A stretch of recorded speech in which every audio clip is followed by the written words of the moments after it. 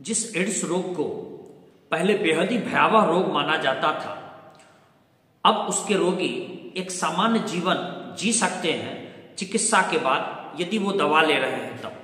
Ads का full form होता है एक्वायर्ड इम्यूनोडेफिशिएंसी सिंड्रोम।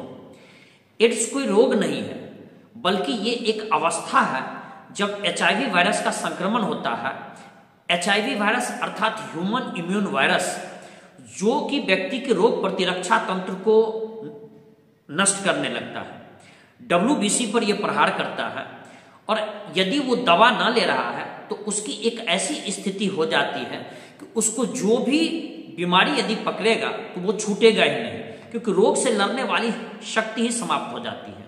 उस पर अन्य रोगों की दवा सूट नहीं करती है। इस एचआईवी वायरस के बारे में पता 90 के दशक में ये लगा था और ये कई वर्षों तक ये एक लाइलाज बीमारी के रूप में जानी गई।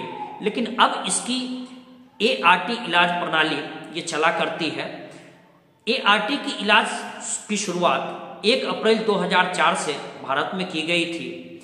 और एड्स का संक्रमण है कि नहीं, इसके जांच के लिए कई टेस्ट किए जाते हैं। सबसे नॉर्मल टेस्ट है एलिसा टेस्ट। एलिसा का फुल फॉर्म होता है एंजाइम लिंक्ड इम्यूनोसॉल्वेंट एसिड। ये पहला टेस्ट है।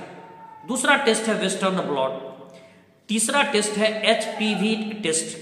चौथा टेस्ट है ये आरएनए न्यूक्लिक एसिड टेस्ट। इससे रक्त में 1 सप्ताह का भी संक्रमण यदि हुआ रहता है तो उससे पता हो जाता है कि इस रक्त में एचआईवी का संक्रमण है कि नहीं। एड्स रोग या एचआईवी का संक्रमण मुख्य रूप से 4 कारणों से होता है। एक, यौन संपर्क से, यदि बहुत ज्यादा अधिक महिला या संक्रमित महिला या पुरुष से संपर्क में आने से, यौन संपर्क में आने से इस रोग का होने का खतरा रहता है। दूसरा, यदि संक्रमित रक्त चढ़ा दिया जाए तब। तीसरा, यदि संक्रमित व्यक्ति का सुई या निडिल, इन सब का प्रयोग यदि नशा वाले या ड्रग्स लेने वाले या अन्य किसी तरह से यदि होता है तो उस स्थिति में। एक और स्थिति है कि माता, गर्भवती माता जो किसी कारणवश से एचआईवी से पीड़ित है और उन्हें नहीं मालूम है या उनका इलाज नहीं चल रहा है, तो उसके गर्भस्थ शिशु को भी होने की संभावना रहती है। और यदि गर्भ की स्थिति में ना भी होता है तो बाद में जन्म लेने के बाद स्तनपान से भी उसको हो सकता है। इन्हीं 4 विधियों से प्रायः एचआईवी का संक्रमण होता है।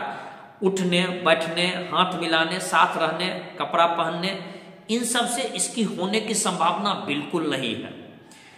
और अन्य संभावनाएं जो कहा जाता है कि रेजर, ब्लेड, इन सब का, इसकी संभावना बिल्कुल है ही नहीं, क्योंकि एचआईवी का जो वायरस होता है कटने फटने के बाद ये खुली हवा में 15 सेकेंड भी नहीं जी सकता है। तो इसलिए अन्न से इसकी संभावनाएं नहीं के बराबर, नगण्य के बराबर है। तो यही हुआ कि एड्स रोग के